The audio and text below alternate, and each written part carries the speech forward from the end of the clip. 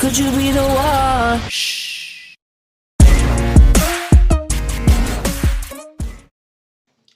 Assalamualaikum warahmatullahi wabarakatuh.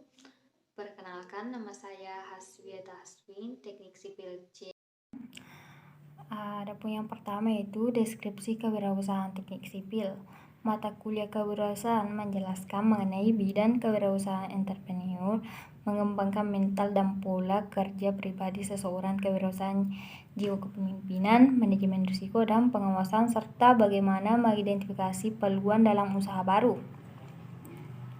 Konsepsi kewirausahaan mempersiapkan persiapan pribadi, pengusaha muda menerapkan sikap mental inovasi kewirausahaan sukses, kreativitas dan inovasi dalam kewirausahaan, mengenal peluang dan memiliki jenis usaha, perencanaan dan operasional usaha, mengelola keuangan usaha, merencanakan strategi pemasaran dan kewirausahaan dan di lingkungan. Materi kedua yaitu pengantar kewirausahaan teknik sipil. Yang pertama itu kewirausahaan teknik sipil. Dalam bahasa Inggris dikenal dengan entrepreneur adalah orang yang melakukan aktivitas atau mengelola kewirausahaan seperti menentukan cara produksi baru, menyusun manajemen operasi untuk pengadaan produk baru, cara memasarkan serta mengatur pemodalan operasi. Teknologi merupakan suatu cara atau metode untuk mengolah suatu agar terjadinya efisiensi biaya dan waktu sehingga dapat menghasilkan produk yang telah lebih berkualitas. Sedangkan entrepreneurship adalah proses mengorganisasikan dan mengolah risiko untuk sebuah bisnis baru.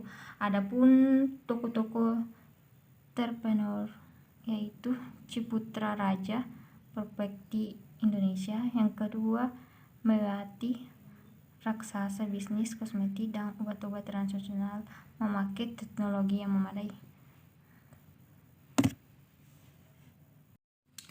Materi ketiga yaitu konsep dasar kewirausahaan. Kasus pengangguran di Indonesia. Jumlah pengangguran di Indonesia 10% adalah kaum intelek yang menyandang gelar pendidikan perguruan tinggi. Adapun bahan diskusi, siapakah yang bersalah? Apakah mahasiswa, orang tua, pendidikan atau pemerintah? Nah, ada 3 jenis kewirausahaan yaitu dynasty entrepreneur, reptile entrepreneur, dan inovatif entrepreneur. Adapun latar belakang yang perlu berkewirausahaan adalah agar mampu menatap masa depan dengan lebih baik.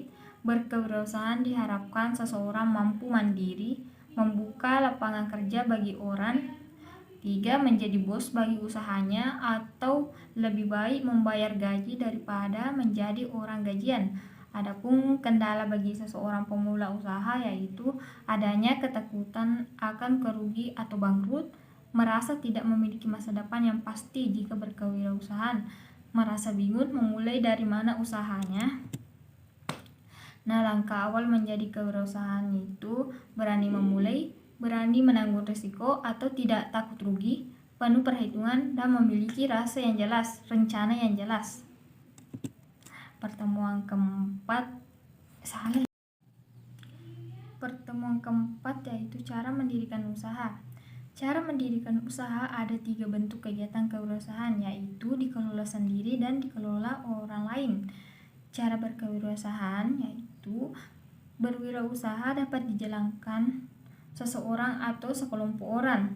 Jenis usaha yang dijalankan dapat bersifat komersial dan sosial atau kedua-duanya.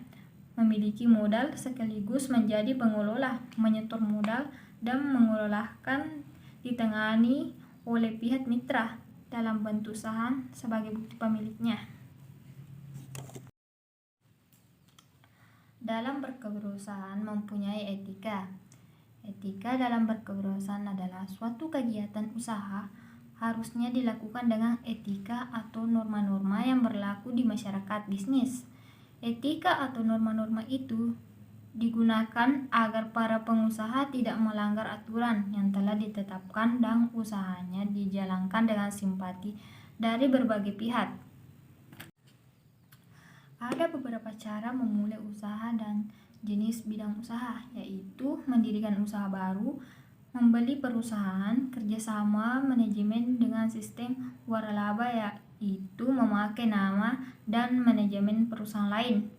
Jenis bidang usaha yaitu sektor jasa, sektor industri, sektor tambang, sektor kelautan, sektor perikanan, sektor pencetakan, sektor seni, dan sektor pariwisata, dan lain-lain. Jenis-jenis izin usaha. Dokumen yang diperlukan oleh suatu usaha yaitu tanda daftar perusahaan, nomor pokok wajib pajak atau NPWP, bukti diri, KTP atau KK. Jenis-jenis usahanya yaitu surat izin usaha berdagang, surat izin usaha industri, izin domisili, izin mendirikan bangunan, dan izin gangguan atau HO. Materi kelima yaitu surat usaha izin jasa konstruksi. Adapun latar belakang pengurusan IUJK saat ini di bidang jasa konstruksi merupakan bidang yang sangat diminati oleh banyak orang. Hal ini disebabkan karena pemerintah yang membuka lembar peluang bagi badan usaha jasa konstruksi untuk ikut berpartisipasi dalam pembangunan infrastruktur. Jenis-jenis IUJK. Adapun yang dapat ditampilkan pada PPT saya itu contoh surat ya. Adapun yang pertama itu dasar hukum pengurusan SIUJK, yaitu dalam Undang-Undang Nomor 2 Tahun 17 tentang Jasa Konstruksi, penggantian Undang-Undang Nomor 18 Tahun 1999 tentang Jasa Konstruksi yang telah dicabut dan tidak berlaku lagi.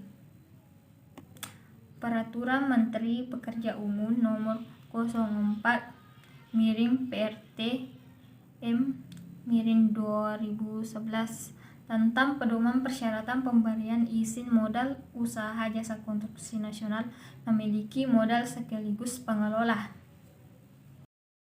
Materi ke-6 yaitu manajemen dan organisasi. Manajemen dan organisasi. Manajemen merupakan alat untuk mencapai tujuan, sedangkan organisasi merupakan tempat untuk mencapai tujuan. Jadi, dapat disimpulkan manajemen adalah proses dari perencanaan, perorganisasian, pelaksanaan, dan pengendalian untuk mencapai tujuan tertentu. Fungsi manajemen yaitu yang pertama itu planning. Perencanaan adalah proses menentukan arah yang akan ditempuh dan kegiatan yang diperlukan untuk mencapai tujuan yang telah ditetapkan. Yang kedua, organisasi. Berorganisasi adalah proses pengelompokan berbagai kegiatan atau pekerjaan dalam unit-unit. Yang ketiga, outsourcing, yaitu penggerakan atau melaksanakan adalah proses untuk menjelaskan kegiatan atau pekerjaan dalam organisasi. Yang keempat itu controlling, yaitu pengawasan. Pengawasan adalah proses untuk mengukur dan menilai pelaksanaan tugas apakah telah sesuai dengan rencana. Bentuk organisasi berdasarkan hubungan wewenang. Yang pertama yaitu organisasi garis atau lini. Adalah suatu bentuk organisasi di mana pelimpahan wewenang langsung secara vertikal dan sepenuhnya dari pemimpin terhadap bawahannya.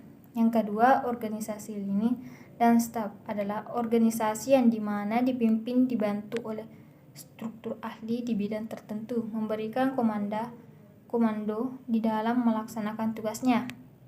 Yang ketiga yaitu organisasi fungsional adalah organisasi yang disusun atas dasar fungsi yang harus dilaksanakan. Nah, organisasi tersebut dipakai pada perusahaan yang yang pembagian tugasnya dapat dibedakan dengan jelas. Dalam perusahaan terdiri dari beberapa fungsi seperti pemasaran, produksi, pengembangan, dan keuangan. Biaya kebutuhan usaha. Dengan mengetahui jenis dan jumlah kebutuhan usaha, membuat rencana anggaran, yaitu biaya prainvestasi, biaya pembelian aktiva tetap, dan biaya operasional. Ketujuh yaitu cara memperoleh modal. Adapun cara memperoleh modal yaitu untuk mendirikan atau menjalankan suatu usaha diperlukan sejumlah modal atau uang dan tenaga. Modal dalam bentuk uang diperlukan untuk membiayai segala keperluan usaha seperti biaya prainvestasi, pengurusan izin, biaya investasi untuk pembelian aktiva tetap sampai modal kerja. Jenis-jenis modal usaha yaitu ada dua, yaitu modal investasi dan modal kerja. Adapun modal investasi adalah digunakan untuk jangka panjang dan dapat digunakan berulang-ulang. Biasanya umurnya lebih dari 1 tahun untuk pembeli aktiva tetap seperti tanah, bangunan, mesin peralatan, dan bersumber dari perban. Sedangkan modal kerja digunakan untuk jangka pendek dan beberapa kali dipakai dalam suatu proses produksi. Maksudnya, modal yang digunakan untuk membiayai operasi perusahaan pada saat sedang beroperasi. Sumber-sumber modal ada 4, yaitu yang pertama kebutuhan modal, baik modal investasi maupun modal kerja dapat dicari dari berbagai sumber dana yang ada, yaitu modal sendiri atau modal pinjaman. Yang kedua yaitu modal sendiri adalah pemilik usaha sendiri. Yang ketiga yaitu modal asing adalah modal dari luar perusahaan. Yang keempat yaitu pembiayaan suatu usaha dapat diperoleh secara gabungan.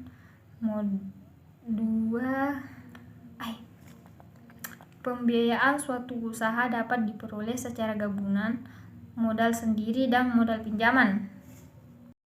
Kelebihan dan kekurangan suatu modal. Kelebihan modal sendiri yaitu tidak ada biaya bunga atau administrasi, tidak tergantung kepada pihak lain, artinya dana diperoleh dari sektor pemilik modal.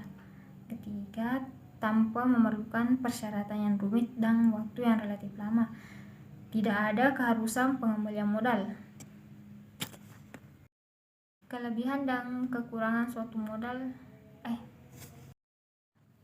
Kelebihan dan kekurangan modal pinjam. Kelebihannya yaitu jumlah tidak terbatas, artinya pengusaha dapat mengajukan modal pinjaman ke berbagai sumber. Motivasi usaha tinggi karena pemilik usaha pinjaman bebas mengembalikan pinjaman sehingga ada target.